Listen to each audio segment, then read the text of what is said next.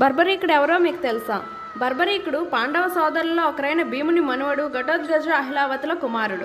బాల్యం నుండే యుద్ధ విద్యల్లో తనకున్న అపార ప్రతిభకు దేవతలు మెచ్చి ముల్లోకాలను శాసించే 3 బాణాలను వరంగా ఇచ్చారు. కురుక్షేత్ర సంగ్రామం కోసం వీరులు ఏదో ఒక పక్షాన నిలబడాల్సిన సమయంలో బర్బరీకుడు తల్లి బలహీనంగా ఉన్న పక్షానికి తన సాయాన్ని అందించమంది. కానీ బర్బరీకుడు లాంటి యోధుడు యుద్ధరంగంలో అడుగుపెడితే ఫలితాలు ఎలా ఉంటాయో గ్రహించిన శ్రీకృష్ణుడు ఒక బ్రాహ్మణ రూపంలో వెళ్ళి బర్బరీకుడికి తన యుద్ధరీతి వలన జరిగే వినాశనాన్ని విశదీకరిస్తాడు.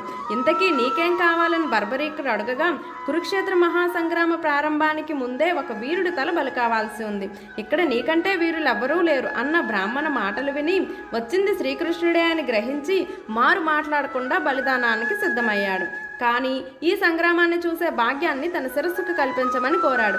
అలా బర్బరీకుడు శ్రీకృష్ణునికి తృణప్రాయంలో అందించిన తల కురుక్షేత్ర మహాసంగ్రామానికి